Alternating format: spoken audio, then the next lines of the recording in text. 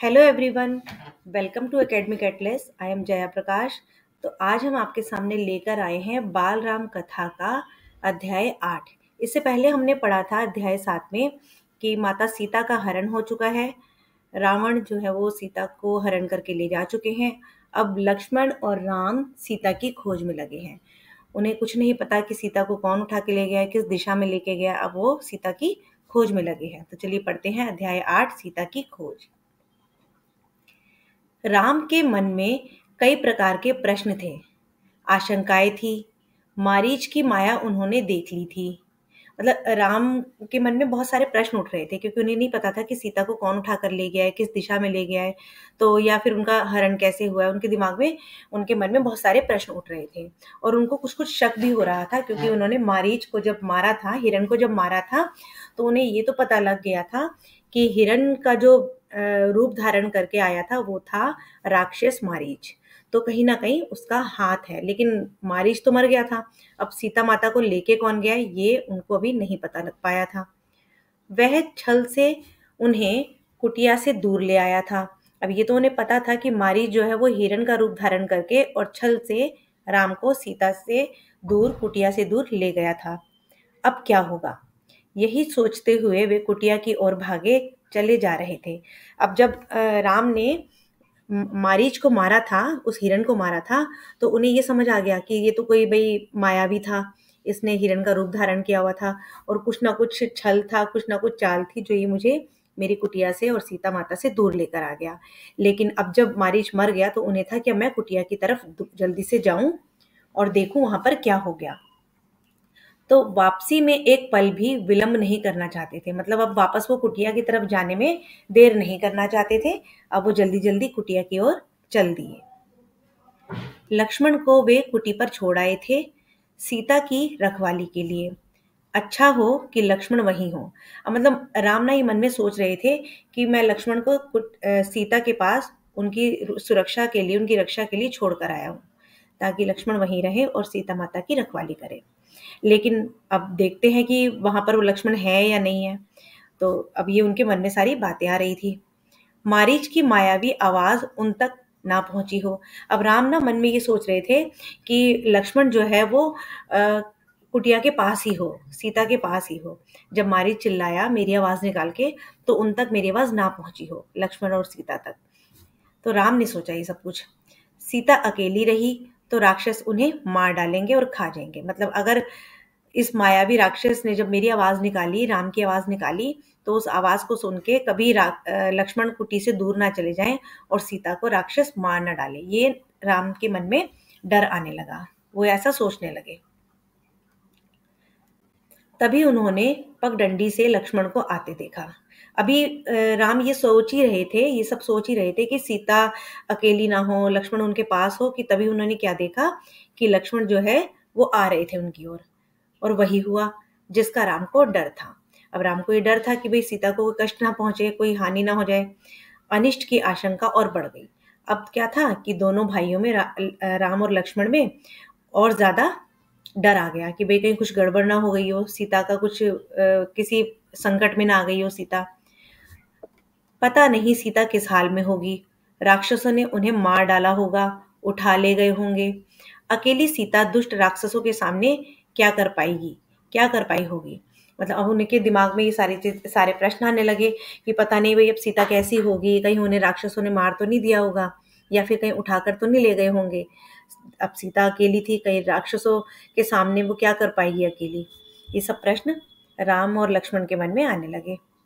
कुटी छोड़कर आने पर वह लक्ष्मण से क्रुद्ध थे। अब क्योंकि लक्ष्मण को वो सीता माता की रखवाली के लिए छोड़कर आए थे और लक्ष्मण उस कुटिया को छोड़ करके राम को ढूंढने आ गए, तो राम को इस बात पर बहुत ज्यादा क्रोध आया। तो उन्होंने लक्ष्मण को क्रोध भी किया।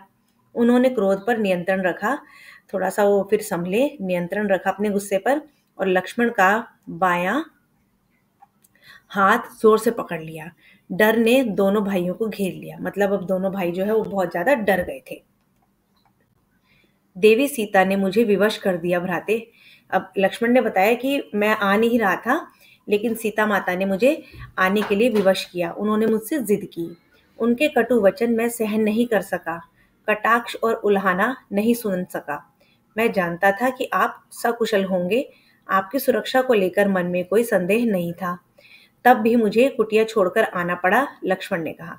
फिर जब राम को क्रोध आया कि तुम कुटी को छोड़ के यहाँ पे क्यों आए हो, तो लक्ष्मण ने बताया कि देवी सीता ने मुझे यहाँ पे आने के लिए विवश कर दिया था और उन्होंने मुझे ऐसे ऐसे कटु वचन बोले कि मैं अब रह नहीं सका, जबकि मैं जानता था कि आप बिल्कुल ठीक ठाक होंगे।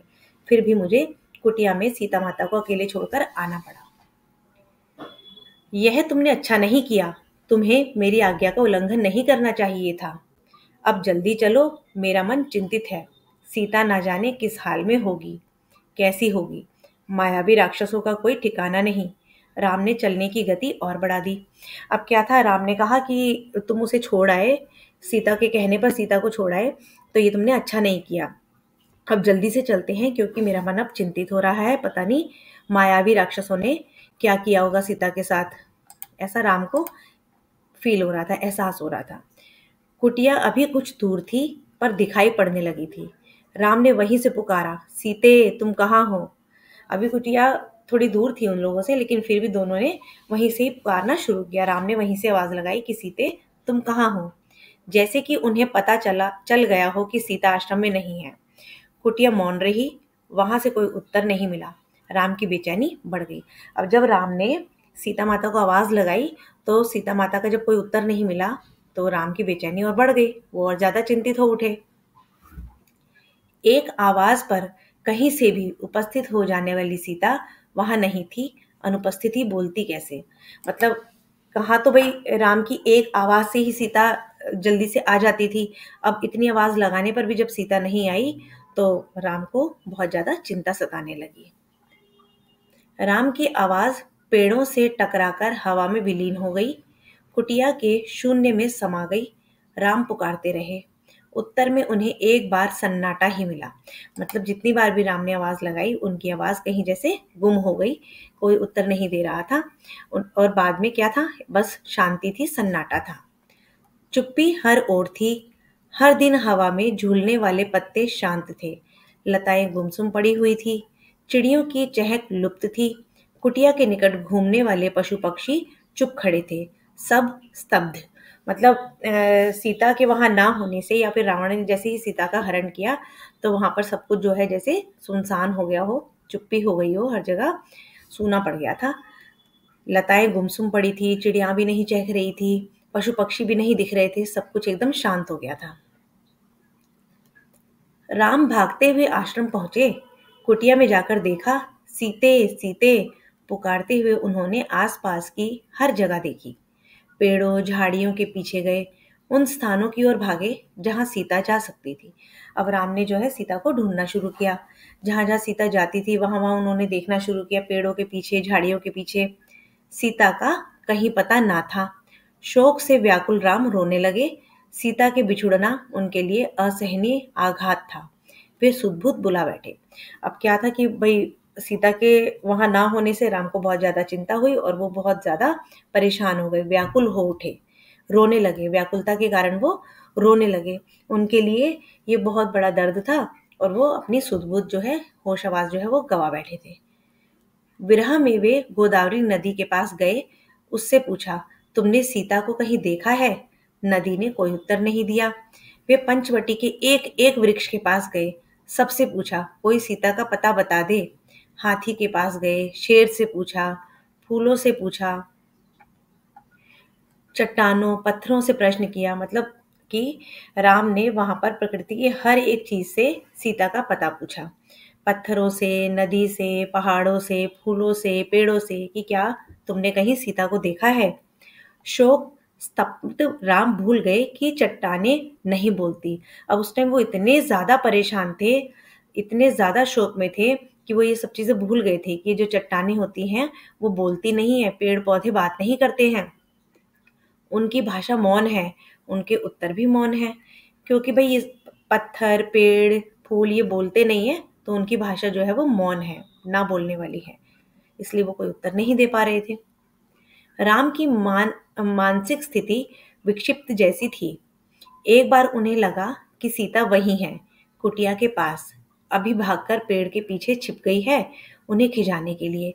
तो अब क्योंकि वो इतने ज़्यादा परेशान हो चुके थे कि उनकी मानसिक जो स्थिति थी बहुत ज़्यादा गड़बड़ा रही थी, परेशान हो गए थे वो। तो उन्हें ऐसा लगता था कि जैसे सीता ना उनके आस-पास ही कहीं पर है, कुटी के आस-पास कहीं पर छुपी हुई है और अभी भागकर दौड़कर आएगी। वो उन्हें परेशान कर रही है, उन्हें ऐसा फ़ील हो रहा था। मेरे साथ परिहास मत करो सीते। राम उस पेड़ की ओर दौड़ पड़े। वहां कोई नहीं था।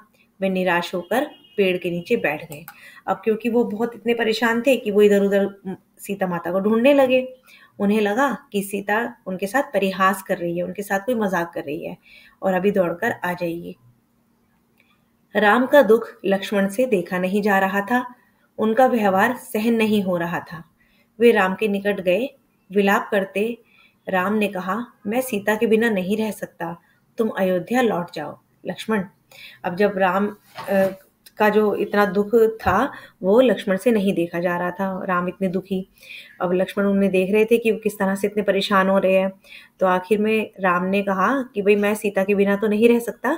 अब लक्ष्मण को कहा कि तुम वापस अयोध्या लौट जाओ। मैं वहां नहीं जाऊंगा, यहीं प्राण दूंगा। मैं सीता के साथ आया था, उनके बिना कैसे लौटूंगा? नगर वासियों को क्या मुंह दिखाऊंगा? तुम जाओ, मुझे यहीं छोड़ दो।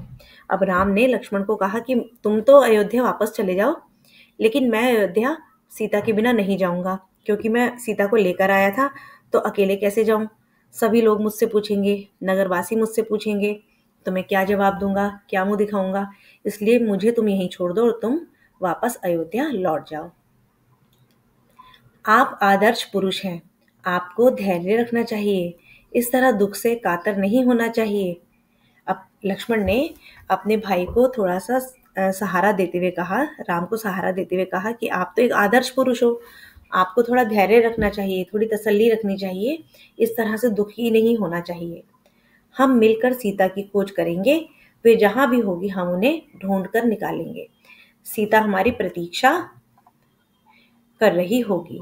लक्ष्मण ने उन्हें ढांढस बंधाते हुए कहा, उन्हें तसल्ली देते हुए कहा राम को कि भाई हम मिलकर के सीता को ढूंढ लेंगे, आप परेशान ना होइए। राम शांत हुए, पर थोड़ी देर में हाँ प्रिय कहते हुए पुनः विलाप करने लगे। अब क्या था कि वो इतने ज्यादा दुखी हो गए थे कि वो पहले तो शांत हो गए, फिर थोड़ी देर में फिर सीते सीते कहकर वो विलाप करने लगे, रोने लगे। इसी बीच आश्रम के आसपास भटकने वाला हिरणों का एक झुंड राम लक्ष्मण के निकट आया। राम को लगा कि हिरण सीता के बारे में जानते हैं, उन्हें कुछ बताना चाहते हैं। अब सारे हिरन जो थे, बहुत सारे हिरन का जो झुंड था वो राम और लक्ष्मण की तरफ आ रहा था। तो राम को लगा कि जैसे ये हिरन मुझे कुछ सीता के बारे में ही बताने आ रहे हैं। हे मृग, तुम ही बताओ सीता कहाँ है? राम ने पूछा। हिरणों ने सिर उठाकर आसमान की ओर देखा और दक्षिण दिशा की ओर भाग गए। अब जब राम ने हिरणों से पूछा कि क्या तुम्हें पता है सीता का पता, कि सीता कहाँ है, तो हिरणों ने ऊपर आसमान की तरफ देखा और दक्षिण दिशा की ओर भाग गए। राम ने संकेत समझ लिया। अब राम को जो है उनका इशारा समझ आ गया कि सीता दक्षिण दिशा की ओर गई है, हमें सीता की खोज दक्षिण दिशा में ही करनी चाहिए, उन्होंने लक्ष्मण से कहा, और हिरण उसी ओर गए हैं। वन में भटकते हुए उन्होंने एक टूटे हुए रथ के टुकड़े देखे, मरा हुआ सारथी और मृत घोड़े भी देखे।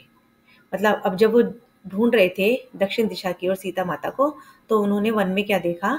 टूटे हुए रथ के टुकड़े देखे, मरा हुआ सारथी देखा और मृत घोड़े भी देखे, क्योंकि उस समय जटायु से रावण का युद्ध हुआ था ना। तो तो रावण जो था उसके रथ के टुकड़े टुकड़े हो गए थे, तो वो वहां पर पड़े हुए थे। वन में रथ का क्या प्रयोजन, उसके टूटने का क्या अर्थ? राम असमंजस में पड़ गए। अब राम को लगा कि वन के अंदर रथ का क्या काम है, यहाँ पर उसके टुकड़े क्यों टूटे हुए पड़े हैं, कुछ ना कुछ तो बात है। लगता है थोड़ी देर पहले यहाँ संघर्ष हुआ है, लक्ष्मण ने कहा। यह पुष्पमाला वही है जिसे सीता ने वेणी में गूंथ रखा था। निश्चित तौर पर सीता राक्षसों के चंगुल में फंस गई है। अब उन्हें लगा कि जरूर सीता माता को जो है राक्षसों ने ही उठाया है, और ये जो माला जो पड़ी है फूलों की, ये फूलों की माला सीता ने ही बनाई थी। यह माला संघर्ष के दौरान वेणी से टूटकर गिर गई होगी। तो लक्ष्मण को लगा कि यहाँ पर जरूर संघर्ष हुआ है, युद्ध हुआ है, और उस युद्ध के दौरान ये माला टूटकर यहाँ पर गिर गई होगी। पर यह रथ कैसे टूटा? राम सोचने लगे, सीता के संघर्ष से यह रथ नहीं टूट सकता। अवश्य किसी ने राक्षसों को चुनौती दी होगी, उनसे युद्ध किया होगा। अब वो दोनों भाई जो है बड़े ही परेशान होकर सोचने लगे कि भाई ये रथ कैसे टूटा।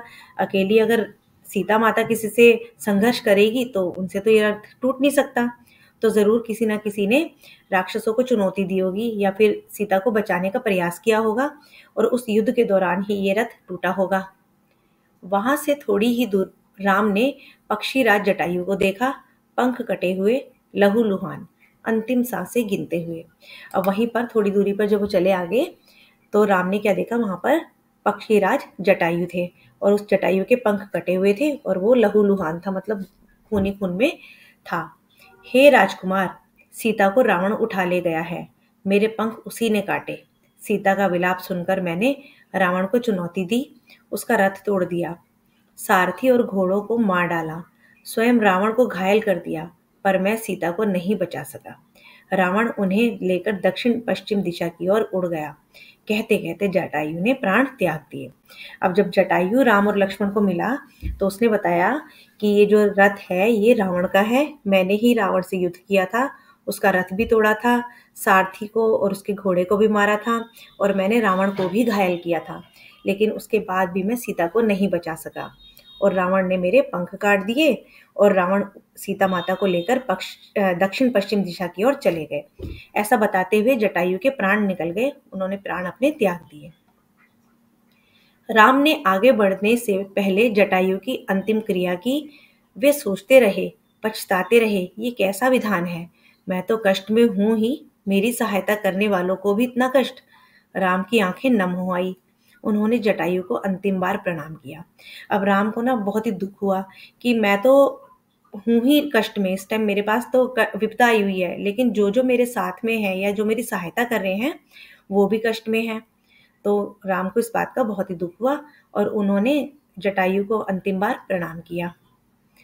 जटायु ने सीता के बारे में महत्वपूर्ण सूचना दी थी, रावण का नाम बताया, दिशा बताई।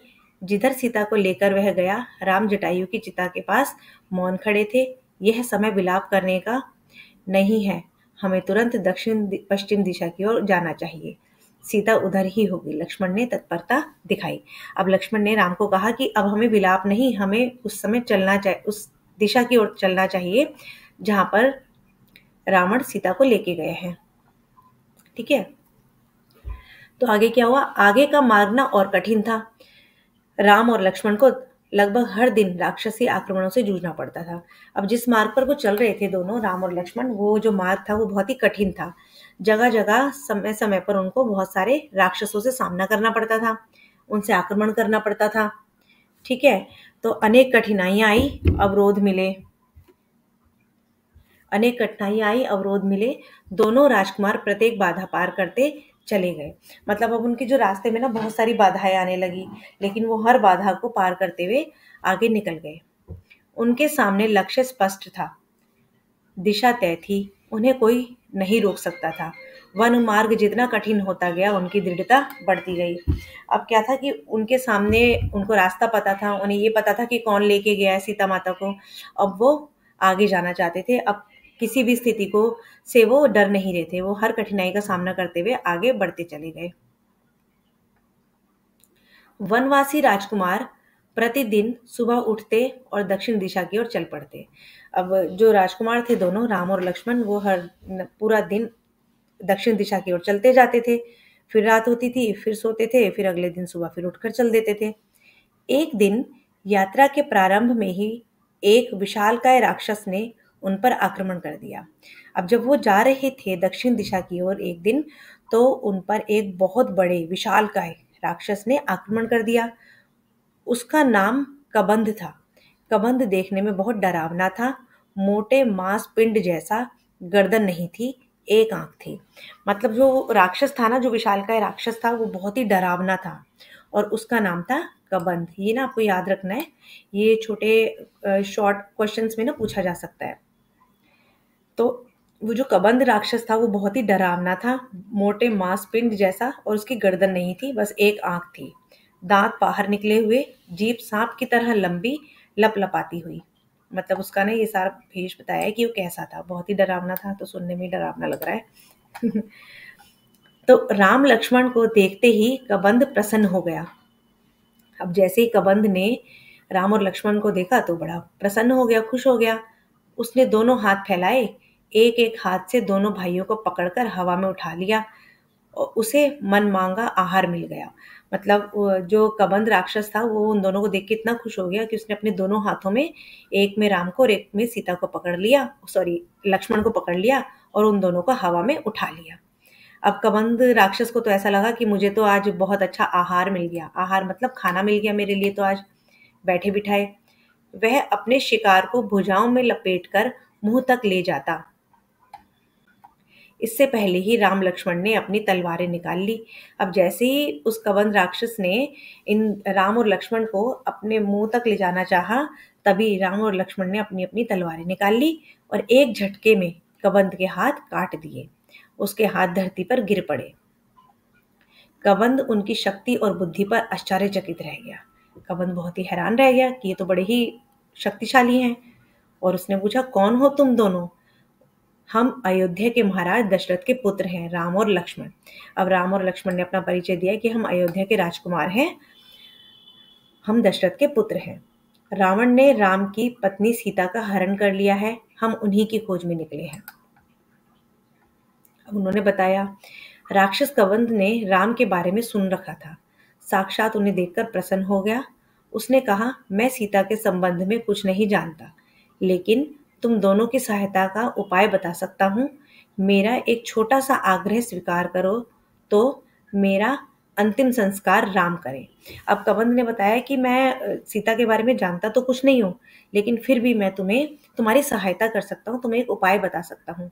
लेकिन उसके लिए भी मेरा एक छोटा सा आग्रह है, मेरी एक प्रार्थना है कि मेरा अंतिम संस्कार, मतलब कि जब मैं मर जाऊं ना, मेरा अंतिम संस्कार जो है वो राम करे। राम ने इस पर सहमति व्यक्त की तो कबंध बोला, आप दोनों पंपा सरोवर के निकट ऋष्यमुख पर्वत पर जाओ, ऋष्यमुख पर्वत पर जाए, वह वानर राज सुग्रीव का क्षेत्र है। अब उस राक्षस ने राम को जो है हेल्प की, सहायता की और बताया कि तुम इस समय ना पंपा सरोवर के निकट जाओ। एक सरोवर था वहां पर, पंपा नाम का, वहां जाओ और वहां पर एक पर्वत है, ऋष्यमुख पर्वत। वह वनराज सुग्रीव का क्षेत्र है, मतलब कि वन का जो राजा सुग्रीव है वहां पर, सुग्रीव उनका वो एरिया है, उनका क्षेत्र है।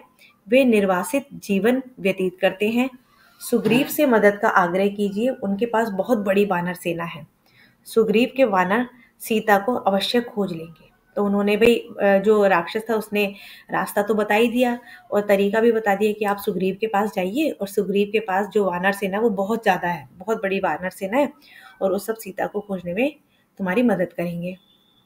कबंध की सांस टूटने लगी थी, उसका अंत निकट था। राम और लक्ष्मण को अपने निकट बुलाते हुए उसने कहा, पंपा सरोवर के पास मतंग ऋषि का आश्रम है, वहीं उनकी शिष्या शबरी रहती है। अब क्या था कि जब उसकी अंतिम सांस निकलने लगी, उसने अपने निकट राम को बुलाया और कहा कि पंपा सरोवर के पास मतंग ऋषि का एक आश्रम भी है और वहां पर कि उनकी एक शिष्या रहती है शबरी। आगे जाने से पूर्व शबरी से अवश्य मिलते जाना। यही बोलते बोलते कबंध ने प्राण दे दिए। और कबंध जो राक्षस था उसने राम को बताया कि जब तुम आगे बढ़ोगे तो वहां पर शबरी का जो आश्रम है वहां पर जरूर उससे मिल करके जाना। और ये बताते बताते ही कबंध जो है वो उसने अपने प्राण त्याग दिए, मतलब कि वो मर गया। राम ने अपना वचन पूरा करते हुए उसका अंतिम संस्कार किया। पंपा जो सरोवर था उसकी ओर चल पड़े। कबंध की बातों से राम को बहुत ढांढस हुआ, मतलब उसको, राम को और लक्ष्मण दोनों को ही बहुत ज्यादा तसल्ली हुई। सीता तक पहुंचने की आशा बलवती हुई। राम को सुग्रीव की क्षमता और उसकी वानर सेना की शक्ति का पता था। वे जल्दी सुग्रीव तक पहुंचना चाहते थे। अब राम को पता था कि सुग्रीव जो है उसके पास बहुत बड़ी वानर सेना है, उसकी शक्ति का भी राम को आइडिया था, अंदाजा था। ऋष्यमुख पर्वत का रास्ता पंपा सरोवर से होकर जाता था। पंपासर का प्राकृतिक सौंदर्य अद्भुत था, मतलब वो जो सरोवर था ना उसके आसपास का जो प्राकृतिक सौंदर्य था, वहाँ जो सुंदरता थी वो बहुत ही अद्भुत थी, बहुत अनोखी थी। मतंग ऋषि का आश्रम उसी सरोवर के किनारे था। लता कुंज से घिरा हुआ सरोवर का पानी मीठा था। शबरी की कुटिया आश्रम में ही थी। वह ऋषि की शिष्या थी। वो जो शबरी थी ना, वो उस ऋषि की शिष्या थी और उसकी जो कुटिया थी वो उस आश्रम में ही थी। उसकी आयु बहुत हो गई थी, मतलब कि वो बहुत ही वृद्ध थी, बहुत बूढ़ी हो गई थी, काफ़ी आयु की थी। जर्जर काया, मतलब उनकी काया भी बहुत ज़्यादा जर्जर हो चुकी थी, लेकिन आंखें ठीक थी। हर पल राम की प्रतीक्षा में खुली हुई। ऋषि ने उसे बताया था कि एक दिन राम आश्रम में अवश्य आएंगे और उससे मिलेंगे। ऋषि ने ना शबरी को बता रखा था कि इस आश्रम में एक दिन राम जरूर आएंगे और शबरी से जरूर मिलेंगे।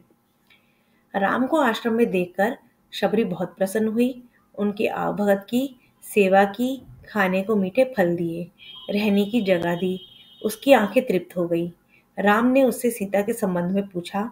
आप सुग्रीव से मित्रता करिए, सीता की खोज में वह अवश्य सहायता करेंगे।